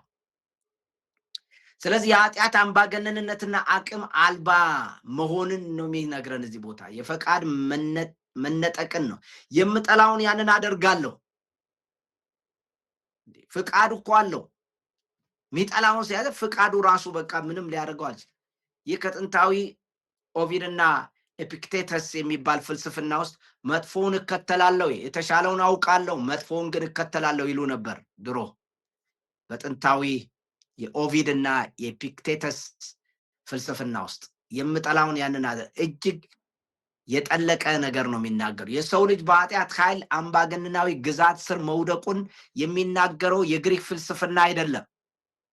የክርስቶስ ኢየሱስ ወንጌል የሚነግረን በራስ እጅ በራስ ጉልበት መልካም ሰው መሆን አትችልም። ከኃጢአት ባርነት ከክፋት ኃይልነት ነፃ ልትወጣ አትችልም። ወደ ኢየሱስ ስትመጣ ግን እስራኤላዊም ሆንክ አሕዛብም ሆንክ በአንድ አደገኛ ጉልበት ስለተገዛህ ወደ ኢየሱስ ስትመጣ ያንን ጉልበተኛ ይመታዋል ነው። ኢየሱስ ሰይጣንን ብቻ አይደለም የመታው። ዓለምን አሸነፈ ስንል ምን ማለታችን ነው? ዓለም እኮ ይሄ ተፈጥሮ ዛፉ ቅጠሉ ማለት አይደለም። አይዟችሁ እኔ ዓለምን አሸንፌያለሁ ነው ያለው። ዓለም ተሸንፋለች። የክፋት ግዛት፣ የአመፅ፣ የኃጢአት ኃይል ተሸንፏል። ያንን የምንጠላውን የምናደርግ ሰዎች አይደለንም። ከወደንማ እኛ በጣም ነው ሾት ነው የምናደርገው። አሁንማ የምጠላውን ማደርግበት ምንም ነገር የለም። ያንን ወደውን አደርጋለሁ ነው። ለምን? we are free። እኛ ነፃ ነን በክርስቶስ። ስለዚህ የሰው ልጅ ይህ በዚህ ዓለም ውስጥ ያለውን ኢየሱስ ድል ነስቶታል። ምጠላው መባሉ ግለሰቡ ለኃጢአት አንዳችን በጎ ፈቃድ እንደሌለው ነው የሚናገር። የስነ ምግባር አቅም ጉልበት ማጣት ነው ችግሩ። ዳሩ ግን የምወደውን እርሱን አላደርገውም፣ የምፈልገውንና ማድረግን በፍጹም ተለያይቶ። ሕጉ መንፈሳዊ ሲሆን ከክርስቶስ ውጭ ያለው እስራኤል ማንኛውም ሰው ኃጢአት ስጋዊ ነው፣ ማንኛውም ሰው ከክርስቶስ ውጭ። ነገር ግን ሮሜ ምዕራፍ 8 ላሳያችሁ። ከቁጥር 8 እንጀምር። ሮሜ ምዕራፍ 8 እንዲገባችሁ የምናገረው ከቁጥር 8 በስጋ ያሉትም እግዚአብሔርን ደስ ሊያሰኙት አይችሉም። በስጋ ያሉት ማለት በኃጢአት አገዛዝ ስር ያሉት፣ በኃጢአት ጭቆና ስር ያሉት እግዚአብሔርን ደስ ሊያሰኙት አይችሉም። ቁጥር 9 እናንተ ግን የእግዚአብሔር መንፈስ በእናንተ ዘንድ ቢኖር በመንፈስ እንጂ በስጋ አይደላችሁም ይላል። እኛውም በስጋ ቁጥጥር ስር አይደለንም ነው። ክብር ለጌታ ይሁን። ስለዚህ ሕጉ መንፈሳዊ ነው፣ እኛም መንፈሳዊ ነን። አሁን በኋላ እንመጣበታል። ሮሜ ምዕራፍ 8 ላይ እስራኤል ግን ሕጉ መንፈሳዊ ሆኖ ከመንፈስ የመጣ ሆኖ መንፈስ ቅዱስ ያለበት ሆኖ መንፈስ ቅዱስ እንትን ሆኖ እነሱ ግን ስጋዊ ናቸው። እስካሁን ድረስ ከስጋ ባርነት አልወጡም ነበር። አሁን መሲሁ መጥቷል ነው የሚላቸው ለእስራኤል እኮ ለአይሁዶች አሁን ሕጉ ብቻ አያድናችሁም፣ መሲሁ ያስፈልጋቸዋል እያለ ነው። ሮሜ ምዕራፍ 7 እኮ እያለ ያለው ለአይሁዶች ሕጉን እኮ ስንት ዓመት ሞከራችሁት፣ መኖር ያቃታችሁ እኮ ሚስጥሩን ልንገራችሁ፣ ኃጢአት ጉልበተኛ ገዢ ሆኖ በሱ ቁጥጥር ስላላችሁ አሁን መሲሁን እግዚአብሔር አምጥቶላችኋል። ተስፋ ያደረጋችሁትን መሲህ መጥቶላችኋል። እሱም ኢየሱስ ክርስቶስ ነው። በሱ ስታምኑ ከዚህ የኃጢአት ባርነት ነፃ ወጥታችሁ ሕጉን መፈጸም ትችላላችሁ ነው እያላችኋል። አሕዛብ ደግሞ ሕጉ የሌላችሁ ሰዎች ሕጉ ባይኖራችሁም ኢየሱስ ከኃጢአት በታች ናችሁ፣ ኢየሱስ መጥቶላችኋል፣ ከኃጢአት ነፃ ወጥታችሁ አሁን ለእግዚአብሔር ትታዘዛላችሁ። ከእምነት የሚነሳ መታዘዝ ይገኛል። አሁን እምነት ነው የሚያስፈልገው። በምን አይነት? በክርስቶስ ኢየሱስ ማመን። በክርስቶስ ኢየሱስ ሰው ሲያምን ኃጢአት እየሰራ ይቀጥላል አይደለም የሚለው። የጌታ መንፈስ በሱ ውስጥ ስለሚያድር ከኃጢአት ባርነት ነፃ ይወጣሉ። አንዳንድ የተሳሳቱ ክርስቲያኖች አሉ። ይህንን አጠቃቀም ሚስሪድ ያደርጉታል። ይህን ክፍል ክርስቲያኖች ይህንን ጥቅስ እንደ መደበኛ የክርስትና ህይወት መገለጫ አድርገው ያነባሉ። ኃጢአት ሲሰሩ የምወደውን አላደርግም፣ የማልወደውን ያደርጋለሁ አላለም ወይ ጳውሎስ ይላሉ። ጥሩ ምክንያት ይሰጣሉ። ጳውሎስ የተጠቀመው ለሌላ ነገር ነው። አይሁዶችን ችግራቸውን የአሕዛብን ችግር እንደነገረው ሮሜ ምዕራፍ 1 ከቁጥር 18 እስከ 32 ተንትኖ የአሕዛብን ኃጢአት ብትንትኑን አውጥቶ እንዳሳየው አይሁዶች ደግሞ ሕግ አለን ብለው ሲኩራሩ እንደነበረ ምዕራፍ 2 ላይ አይተናል። ምዕራፍ 3 ላይ ደግሞ የአይሁድ ጥቅም ምንድነው ነው ያላቸው። የአይሁድ ጥቅም ምንድነው ብለው ሲጠይቁ ሕጉ አላችሁ፣ ቃሉ አላችሁ፣ ነገር ግን ቃሉ ይከሳችኋል። ሕግ ያለው ሕግ የሚናገረው ከሕግ በታች ያለው ነው። እግሮቻቸው ደም ለማፍሰስ ይሮጣል፣ በአንደበታቸው ስር የእባብ መርዝ አለ፣ እግዚአብሔርን የሚፈልግ የለም፣ አንድስ እንኳን ጻድቅ የለም የሚለው የተጻፈው እኮ ስለ እናንተ ነው። ታዲያ ለምንድን ነው እግሮቻችሁ ደምን ለማፍሰስ የሚሮጠው? ታዲያ ለምንድን ነው በአንደበታችሁ ስር የእባብ መርዝ ያለው? ታዲያ ለምንድን ነው እጆቻችሁ ንጹህ ያለው ነው ደም የምታፈሱት? ታዲያ ለምንድን ነው ክፉና አንድም ጻድቅ ሰው የሌለው? ምንድን ነው ምክንያቱ? ሕጉን ይዛችሁ። አንድ ምስጢር ልንገራችሁ፣ እናንተ ከኃጢአት በታች የተሸጣችሁ የኃጢአት ባሪያዎች ስለሆናችሁ ከኃጢአት ባርነትና ጉልበት በገዛ እጃችሁ ነፃ ስለማትወጡ ነው። ሕጉና እናንተ ባህሪያችሁ ይለያያል። እናንተ መንፈሳዊ አይደላችሁም፣ እናንተ ስጋዊ ናችሁ። ከኃጢአት በታች ሆናችሁ ለኃጢአት እንድትገዙ የተሸጣችሁ እንደ ማንኛውም አሕዛብ ናችሁ። ለኃጢአት የተሸጣችሁ የኃጢአት ባሪያ ሆናችኋል፣ እንደ ማንኛውም አሕዛብ ናችሁ። በፍጹም ከሕጉ ጋር ተስማምታችሁ ልትሄዱ አትችሉም። አቅም የላችሁም፣ ጉልበት የላችሁም። ለምን? የኃጢአት ባሪያ ናችሁ፣ ተሽጣችኋል። የሌላ ጌታችሁ እግዚአብሔር ሳይሆን ኃጢአት ነው። ይህ ከፍተኛ ነው። ኢየሱስ እኮ ይህንን ብሏቸዋል። እናንተ እውነት አርነት ያወጣችኋል ብሎ በዮሐንስ ወንጌል ሲነግራቸው እኛ እባክህ የአብርሃም ልጆች ነን፣ ምንም አይነት ኃጢአት የለብንም፣ እኛ ንጹህ ነን ብለው ሲሉ ኃጢአትን የሚያደርግ ሁሉ የኃጢአት ባሪያ ነው አለው። እኛ የአብርሃም ልጆች ነን ሲሉት ኖ ያ ኪዳን አያድናችሁም፣ የአብርሃም ልጆች ብትሆንማ የአብርሃምን የአባታችሁን ነገር ታደርጉ ነበር፣ ለምንድን ነው ልትገሉኝ የፈለጋችሁት አላቸው። ግድያ ኃጢአት ነው አለ። ጻድቁን እንዴት ትገላላችሁ አላቸው። ገደሉት። እንደዚህ እያሉ ምንም ሳያገኙበት ገደሉት። ምክንያቱም የኃጢአት ባሪያዎች ናቸው። አርነት የሚያወጣቸው እውነት ብቻ ነው። እውነትም ኢየሱስ በዮሐንስ ወንጌል ምዕራፍ 14 ላይ እውነትም መንገድም ሕይወትም እኔ ነኝ ነው ያላቸው። አርነት ለመውጣት ነው እኛ የምንመጣው እንጂ ይቅርታ ለማግኘት ብቻ አይደለም። አዎ ይቅርታ ብሎን ዝም ብለን ታስረን እንደገና አይዞ በቃ ሌላ ቀንም ኃጢአት ስትሰራ እኔ ይቅር እላለሁ አይደለም። የችግራችንን sonkoፉን ነው ኢየሱስ መንቀል የፈለገው። ኃጢአት ጉልበትና ኃይል የለውም። ለምን? እናንተ በመንፈስ እንጂ በስጋ አይደላችሁም። ለምን? ክርስቶስ መንፈስ በውስጣችሁ ስላደረ። በስጋ ያለችው እስራኤል ልትድን አልቻለችም።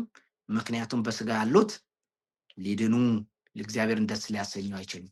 ታዲያ አንዳንድ ክርስቲያኖች ይህንን ጥቅስ የማደርገውን አላቅም እያሉ ይጠቀማሉ። የተሳሳተ ነው። በሮሜ ምዕራፍ 6 እና ሮሜ ምዕራፍ 8ን ማንበብ ይጠይቃል። ሮሜ 7ን ስናነብ በሁለቱ መካከል ሳንዱች ሆኖ ነው እንደገና ስለ አይሁድ ጉዳይ ነው የሚያብራራው። የሕጉን ስፍራ ነው። ሕጉ እያለው ሕጉ የሚናገረው ለምን ሕጋን መፈጸም አልቻልንም የሚለውን ጥያቄ ነው ለአይሁዶች የሚያብራራው እንጂ ሕጉን እንደዚህ እየተከራከረ የሚከራ አሕዛብ አይደል። አሕዛብ ስለ ሕግ ጥያቄ የለውም። ስለዚህ ለክርስቲያኖች ግን መነበብ ያለበት እኔና እናንተ በሮሜ 6 እና በሮሜ 8 አይነ ነው ማየት ያለብን። እውነተኛ ቤተክርስቲያን እውነተኛ ክርስቲያን ከኃጢአት ባርነት ነፃ ስለወጣ እኔ የተባለው ግለሰብ ክርስቲያን ሊሆን ፈጽሞ አይችልም።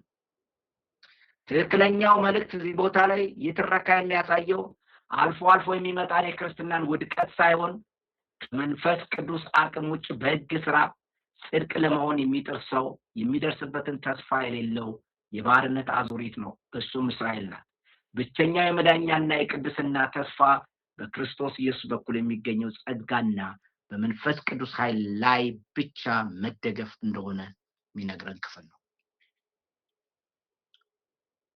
ክብር ለእግዚአብሔር ይሁን።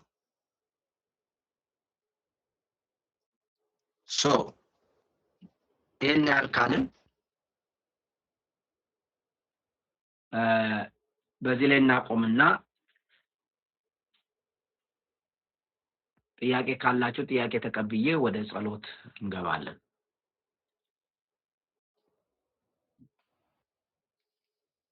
ጥያቄ አላችሁ?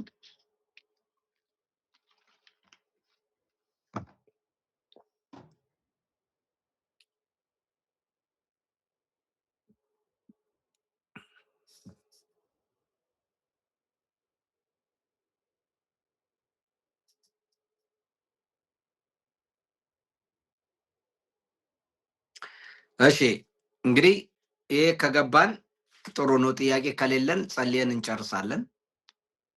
እንጸልይ። ከጸሎቱ በፊት